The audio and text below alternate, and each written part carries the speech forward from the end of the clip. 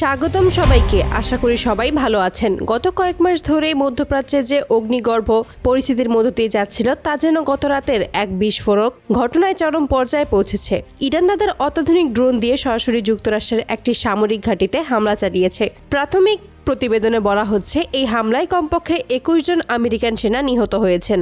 এটি ইরানের পক্ষ থেকে যুক্তরাষ্ট্রের বিরুদ্ধে সাম্প্রতিক সময়ের সবচেয়ে প্রত্যক্ষ ও প্রাণঘাতী সামরিক আক্রমণ। পুরো বিশ্বের নিরাপত্তা বিশ্লেষকদের দৃষ্টি এখন তেল আবিয়াতের দিকে। শুরুতেই দেখে নেওয়া যাক কি ঘটেছে গত রাতে। মধ্যপ্রাচ্যে অবস্থিত একটি মার্কিন সামরিক ঘাঁটির আকাশে হঠাৎই ভেসে আসে একদল অদৃশ্য শত্রু।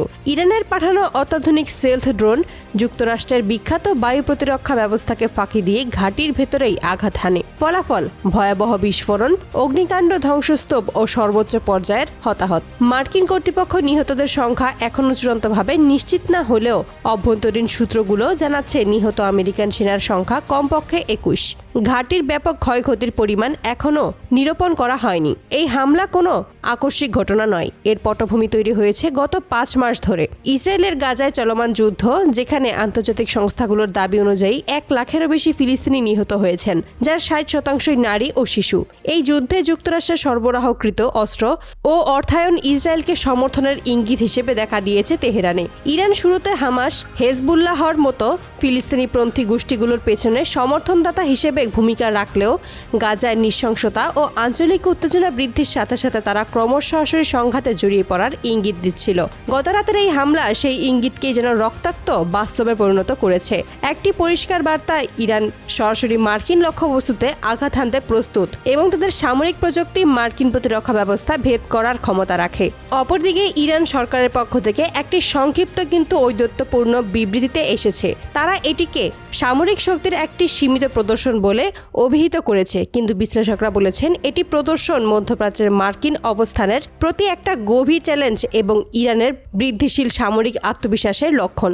এই হামলার প্রভাব অত্যন্ত সুদূরপ্রসারী হতে পারে। প্রথমত, এটি সরাসরি ইরান যুক্তরাষ্ট্র সংঘাতের দিকে অঞ্চলে ঠেলে দিতে পারে, যা পুরো বিশ্বের জন্য একটি বৃহত্তর যুদ্ধের দুর্যোগ ডেকে আনবে।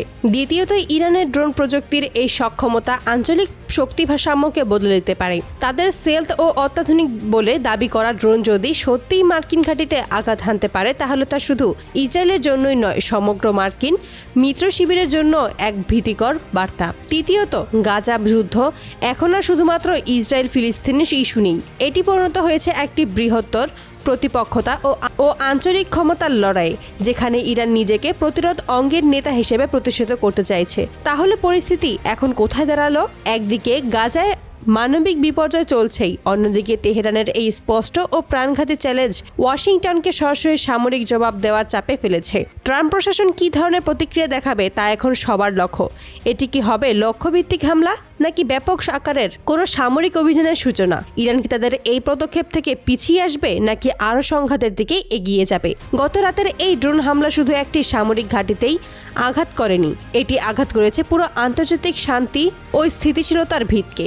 মধ্যপ্রাচ্য এখন একটি বারুদ ঢিপির ওপরে। সামনের ঘন্টা এবং দিনগুলোই নির্ধারণ করবে এই ঢিপিতে কি আগুন লাগবে, নাকি শেষ মুহূর্তে কূটনৈতিক কোনো পথ খুলবে। এই ঘটনা নিয়ে আপনাদের মতামত কমেন্টে জানান। নিচে থাকা বেল আইকনটি চেপে সাবস্ক্রাইব করতে ভুলবেন না। দেখা হবে আগামী ভিডিওতে। ভালো থাকুন, সতর্ক থাকুন।